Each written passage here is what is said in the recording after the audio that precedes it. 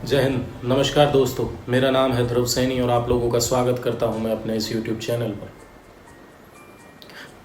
Mob lynching, अगर मैं इसका हिंदी अनुवाद करूं तो सामूहिक हत्या। तारीख 16 अप्रैल रात के 10 बजे 3 लोगों की हत्या। हिंदुस्तान में ये पहली बार नहीं हुआ है जब एक भीड़ ने इकट्ठा होकर के लोगों की हत्या करी है।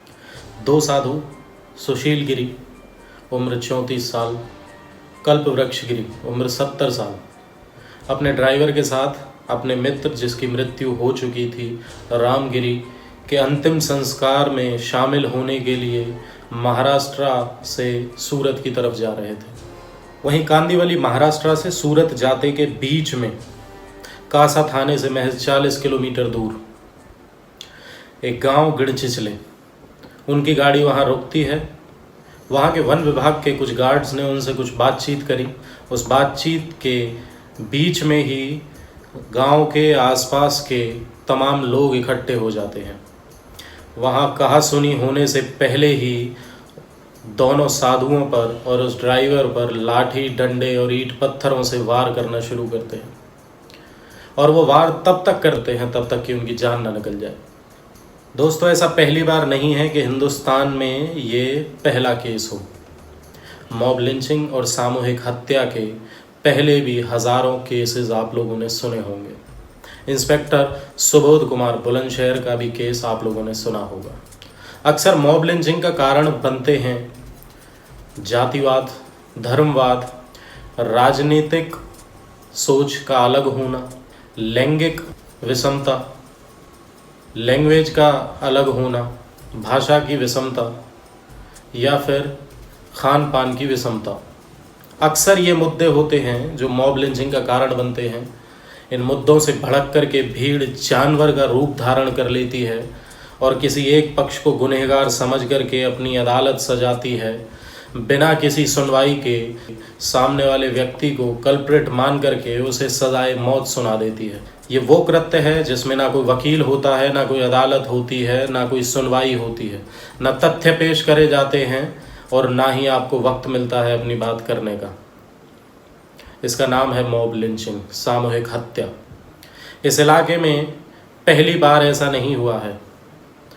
इस इलाके में इससे पहले भी कई बारी ऐसी घटनाएं हो चुकी हैं जहां इन लोगों ने लोगों पर, पुलिस वालों पर और डॉक्टरों पर पथराव किया है।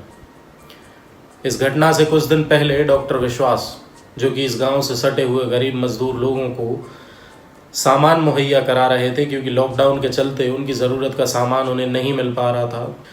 एक शाम को डॉक्टर विश्वास अपनी टीम के साथ वापस लौट रहे थे तो उनकी गाड़ी पर हमला कर दिया इसी इलाके में।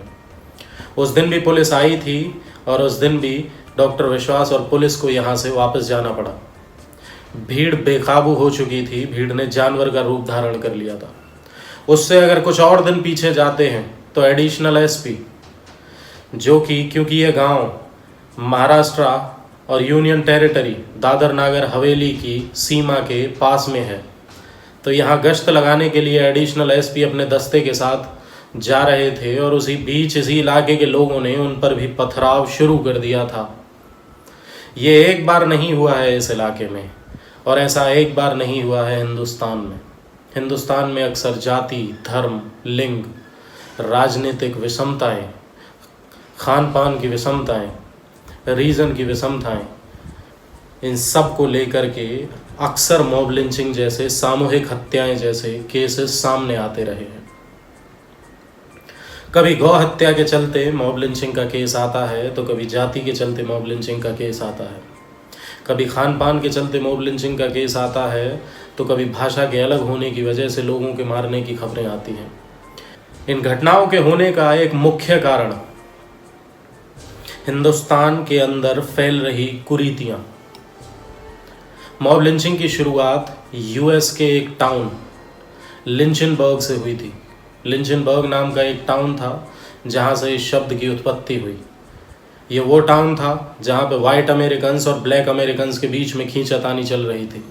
ये वो दौर था जिस वक्त वाइट अमेरिकन्स अपने आप को उच्च साबित करने में लगे हुए थे और ब्लैक अमेरिकन्स को शोषित और दबा कुचला समझते थे। वो बात अलग थी कि दोनों में समानताएं भी थीं। अगर हम रंग को हटा दें तो दोनों शिक्षित भी थे, दोनों अशिक्षित भी थे, दोनों में से कुछ लोग धन बल में मजबूत थे, दोनों में से कुछ लोग धन बल में गरीब थे, दोनों के अपने अपने कल्चर थे। ये समानताएं होने के बावजूद भी सिर्फ और सिर्फ रंग की बदौलत इन दोनों के बीच में तकरार शुरू हो गई। वाइट अमेरिकन्स ने अपनी लाइफस्टाइल को ऊंचा दिखाने के लिए अपने स्टैंडर्ड्स तय करे, अपने मापदंड तैयार करे। उन मापदंडों पर ब्लैक अमेरिकन्स खरा ना उतर पाए। ब्लैक अमेरिकन्स जब उनके मापदंडों पर खरा ना उतर पाए तो वो समाज में दबे कुचले और शोषित बना दिए गए। इसके चलते अगर वाइट अमेरिकन्स के बनाए हुए नियम और कायदे कानून को अगर ब्लैक अमेरिकन्स फॉलो नहीं करते थे तो उस वक्त उन्हें मुजरिम घोषित कर दिया जाता था और अक्सर वाइट अमेरिकन्स ब्लैक अमेरिकन्स को पूरी भीड़ के सामने और भीड़ के साथ मिल करके उन्हें मौत के घाट उतार देते थे। इस सब की शुरुआत वहाँ से हुई थी। चलते चलते ये कुरीति भारत के जहन में घुस गई। भारतवर्ष में बहुत पहले से तमाम कुरीतियाँ रही हैं, जो कि लिंग के आधार पे भी रही हैं, जो कि गोरे काले के आधार पे भी रही हैं, जो कि भाषा के आधार पे भी रही हैं, उम्र के आधार पे भी रही हैं।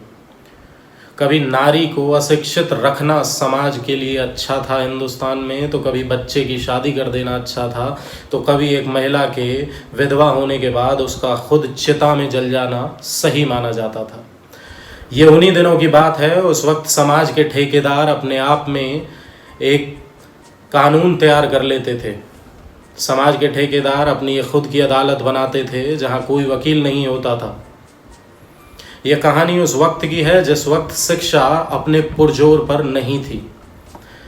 भारत के अंदर ज़्यादातर लोग अशिक्षित थे, गरीब थे।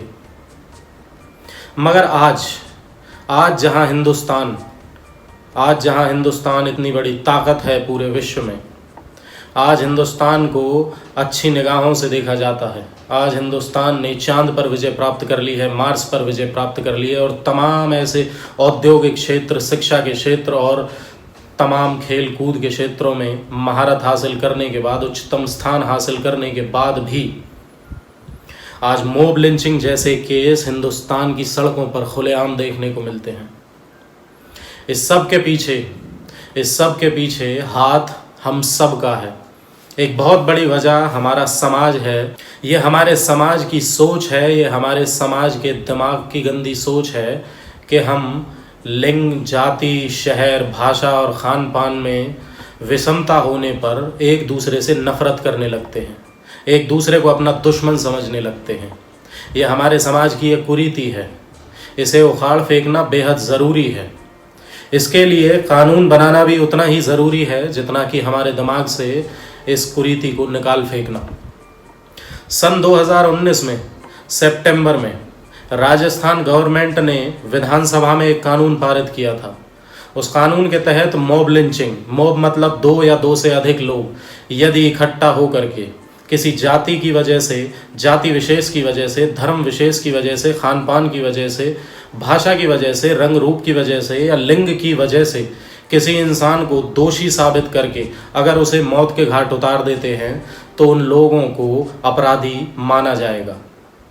इस कानून के तहत ऐसा करने वाले को 2 से 5 लाख रुपए तक का जुर्माना और उम्र कैद की सज़ा तक का कानून था।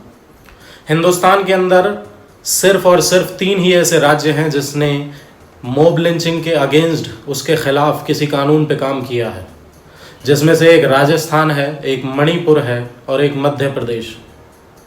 इसके अलावा 28 में से ये 3 ही महज राज्य ऐसे हैं जो इस मॉब लिंचिंग के कानून पे काम कर चुके हैं।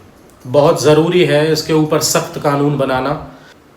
उतना ही ज़रूरी है आपको और हम लोगों को ये बात जहन में बिठा लेना कि अगर वो व्यक्ति सामने वाला अगर हमसे, हमारे समाज का नहीं है, अगर हमारी भाषा नहीं बोलता है, अगर हमारे जैसा खाना नहीं खाता है, अगर हमारे जैसा रंग रूप का नहीं है या हमारे जैसे लिंग का नहीं है, तो वो हमारा दुश्मन है।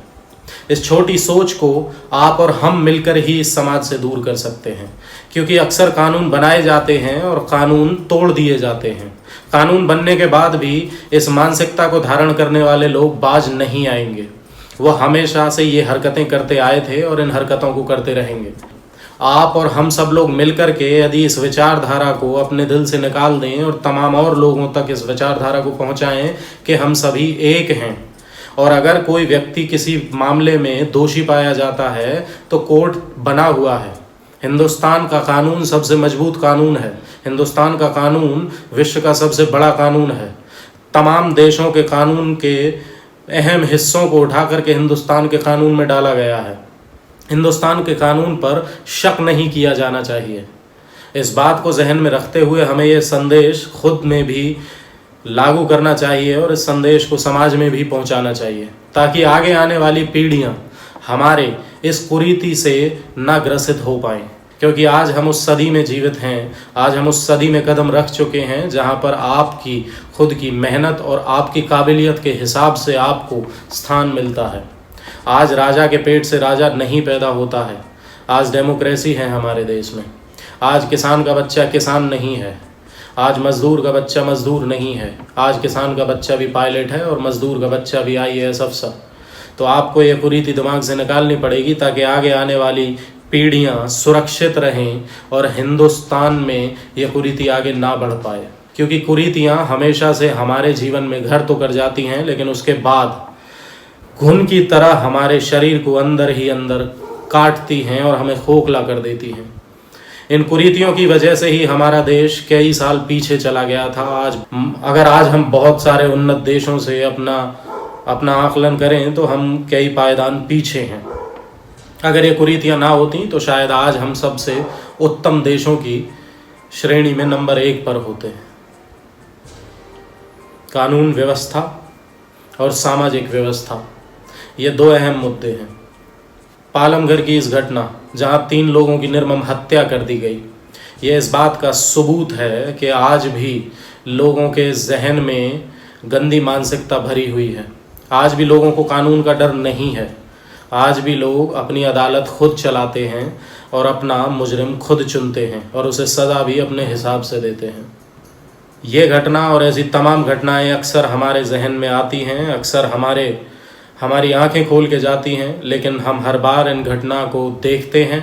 मीडिया चैनल इन घटनाओं से नोट बनाते हैं, राजनीतिक लोग इन घटनाओं से वोट बनाते हैं और इन घटनाओं में पिसता है तो समाज, आप और हम। इन घटनाओं को मद्देनज़र रखते हुए समाज में समाज सुधारक होने की एक भूमिका बनाएं। जय हिंद।